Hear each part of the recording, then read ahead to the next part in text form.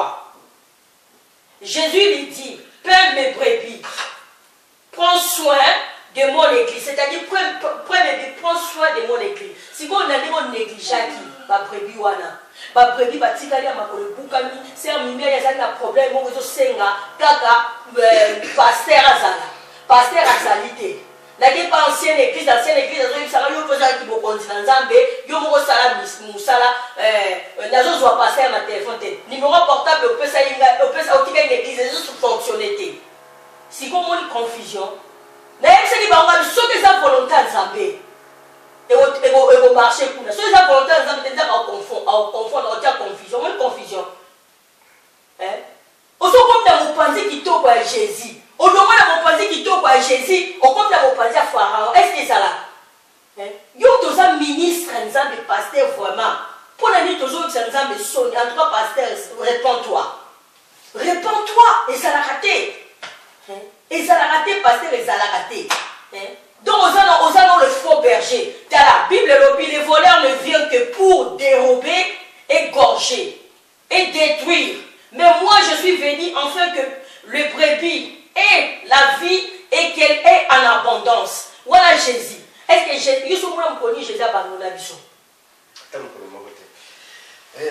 Maman Soleil, vous avez raison, nous avons raison. Ça c'est vrai qu'il y a qui sans qu'il y ait Sabino, la Soleil.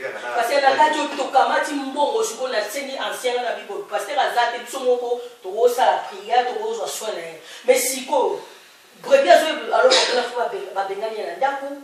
Asa ba ritara ndaku ndenga zaliwa na zape na situation moi zo kanzo to malamu te. Na tout ancien, na pièce église. Et ça combien? Pour azam partir en Zambé, il faut la chose aura la caisse église. Alors, on mérite quelle caisse mobile église auquel on la campagne. Parce qu'ils ont raté. Banque alimentaire, pour Nathalie, pour nous, on a au moins un frigo église et l'eau est athée. Maman passer à l'église aux soigneuses. Parce que maintenant, église et la société n'a plus noté. Maman, vous avez raison, la personne avait raison, la personne avait raison, la Bible a raison. Nga nasala ki mabe ya mabe pona nini pona lande ba posa njoto baninga totanga na bango ba koma ba député ba sala parti politique na mboka ba koma ba député baza kolia ba perdir très bien ba faza ko vivre bien ko le kata musuku shoto na poto tanto solana ba mabe ayo tika ki pasta na mbongo te za ko nyoka mawana yaka kotoyo l'élection zo banda pe karaté yaka est-ce que pour ça on est comme boyela nga bala la solé mukene de Félix et il s'est pas pour ça dans la qui après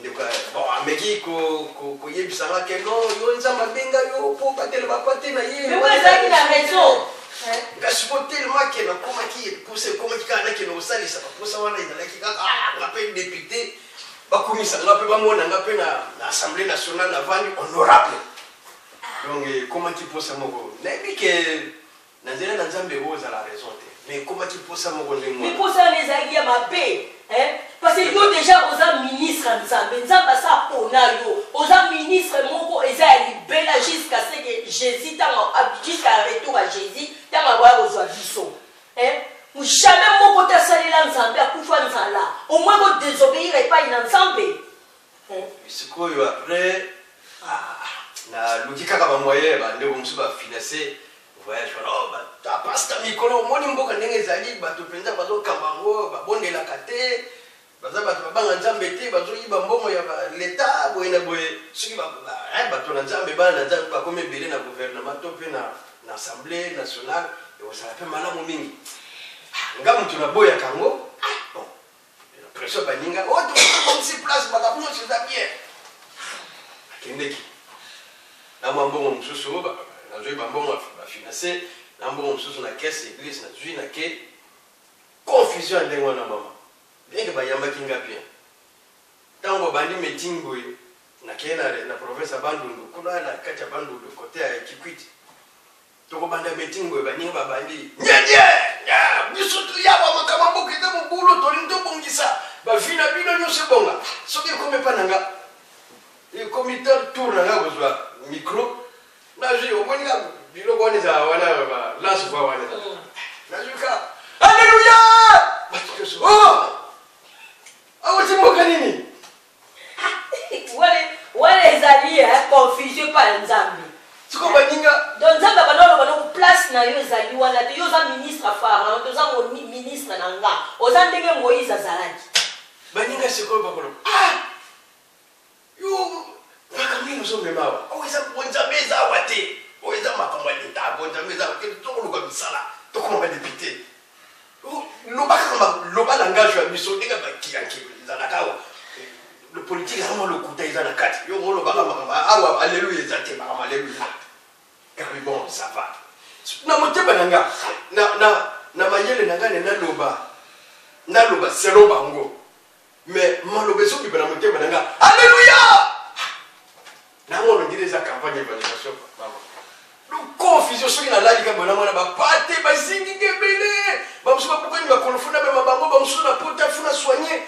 Na comme confusion ni bana nzamba sala ki makamango pe bongate comme on a fait la soubimate tire lota na zonga wa avalise baki heureusement passeport ba yibate nzamba batelika ke non passeport ba yibate mokana ba yibate ya wana ya wana mwena benga ta mupresente vani ki active moninga wana akafani la compte confusion de mwana mo ya mosala na bisote Bible le dit on se moque pas de Dieu o wana kamata ko sakani penda na nzambe pour la biso bana nzambe toza oyokisa nzambe son ministre nzambe eza mini place o nzambe atioyo eza place moko ya motuya yo tiki na okamati ceinture no longoli okamati sultan obwaki allez yo no changer nos directions omoni confusion so na dalika na soki ba vision ba patete zaka noka mongo na ko peme brevi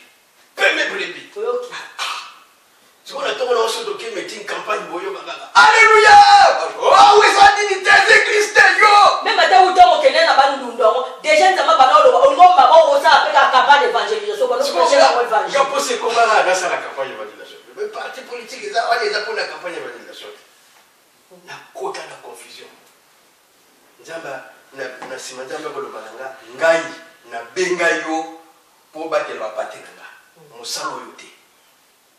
Oyo eza mosala na yo tika bo ba mosala yango basala me yo kino ko batela bapate mon second de souffle église tuko mbongo nyoso na caisse ezate pasteur ozwi mbongo nyoso ozwi na frigo église ba provision nyoso to chaki eza susute confusion koti loba yo loba ite o ba dimba me mangona na ba bureau na o loko zali na voyage ba brevi ba zona ba dim na place ba me ma devant hôtel nzambe ba tia na ba panya mabonza ba ke loko pesa nzambe ye moko no ba zo zonga na ba dim to achaki bino ba berger a établir bino et ça te biso so on dit on ba boloba na ba pate ba zo ba dim ba me na ba bureau na mais ça ne to zo sauter nzambe ngana bino na yo to za na yo to sauter nzambe to bongisa to ça te passe réponds-toi mi fait pas ça fait pas na oyambola na église na église ba pate ba panzani c'est on mususu mimi moya cette église ezate alobi pasteur bozo zo so na ngai na okenda nga oluka église mususu mais non akimate to zongeli matmosa na okenda ki campagne d'évangélisation ya pharaon et donc on dit nos moni confusion na ke luka ye nzamba yo pasteur ezalaka te bobongwana bingana bino tozokisa nzambe soni c'est vrai c'est ngeli to tubela pour c'est la repentance ndaba c'est plutôt c'est repentir to mikotisi na kati ya politique na makambo ezanga tina normalement biso bo tozosala nzamba benga biso eloba ntoma LMK puis ngana ko komate na ko sala mokanda te pona ke luka mosala na koma na trajet l'honneur na luka mosala pona ni po nzamba pesa na mosala sikoyo pona ka ba posa mo boy ba posa kaka ko totanga ba posa kaka non to ko kota kaka parce que aux frères avant tout la Bible dit que avant tout nous sommes des frères avant tout nous sommes votre frère en tout cas pensa et ça passe maman Dieu dit maudit soit c'est lui qui fait le travail de l'Éternel avec négligence. Moutou nyoso ne osali musala ya nzambe osali on avec négligence oza maudit preuve avec dan oza maudit faut que le évangile ndenge sali na otubela mama non pasteur et ça m'a fait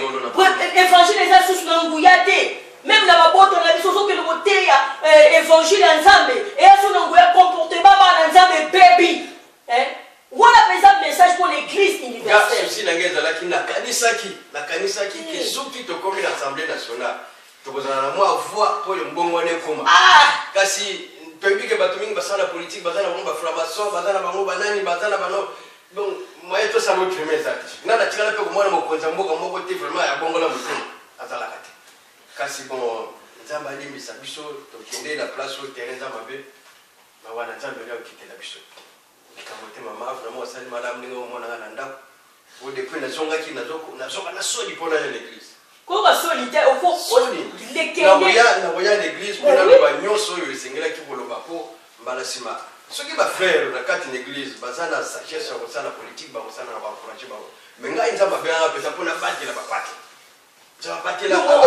nzela nzambe yo moto oza kati na bomoi olongwe kati na bomoi oke kati na kufa omoni confusion te ezalaka moko mabe makambo eleka kuna eza mabe mingi na kati na bonzambe okosepela nango te nayebi te bandeko mosusu bamikotisa mpenza na kati ya politike wana soki bakoya te nini bateyaka nini omoi baina ntongo tozwa kodore nzambe mon dieu je t'aime mon dieu je t'aime oh mon dieu je t'aime tu es mon papa quand je t'ai dit si vous m'aimez vous respectez mes commandements so moto alingi nzambe azoka soin ya bampate na nzambe selon la parole parce que osali oyo même ata biso otike biso numéro ya téléphone te nake pas ancien na église frère Félix ngabi memeka na obenga pasteur abi nazo kobenga naza kozwa ete numéro opesa biso faux numéro elekaka te nzambe alimbisa senge ngolo na nzambe vraiment senge ngolo na nzambe tokosala mosala nzambe mwana pe non pasteur au sérieux yango bozoba ndenge nini lisanga basanto eza koavance te tout ça eko aavance na makambo boye panisi nzambe akopambola nanga buzoba boyo tosala mwene kopambola te oyo eza désobéissance totale epa nzambe ndeko fu kolela mawa nzambe kita kati na lisanga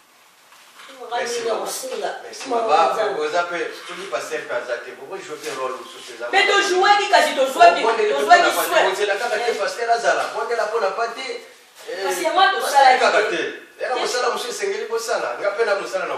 kasi yango tosalaki yo za te yo nde motu nzambe atiaki makambo mosusu nzambe akoloba na biso bokende pa paster makambo mosusu nzambe akoloba na okokende pa paster te kende pa ancien makambo mosusu saint esprit nde motu egidaka biso te pa paster aza simple instrument oyo nzambe atiaki po autiliza na gloire na ye nzambe apesa biso kibokonzi eza kati na nga kati na paster kati na mo nzambe nde motu akoloba tokende pa tel instrument ye sikoyo nde akosala makambo na ye lokola situation se ya mimi esengelaki ke naya na ye pa na yo ozalaki te nzambe alobi nanga mona zwa soin na ye nake pa ancien na priere mpo na ntina na ye nazwi azalaki nasungi ye na mbongo akeye asali afuti mwa bafacture wana azalaki nango na topartage na ye liloba akomi bien alingai kuta ya susu na église te alingai oyo l'église te paster makambo boye frère Félix eyabi moyen yasala autre bo eza te parce que l'église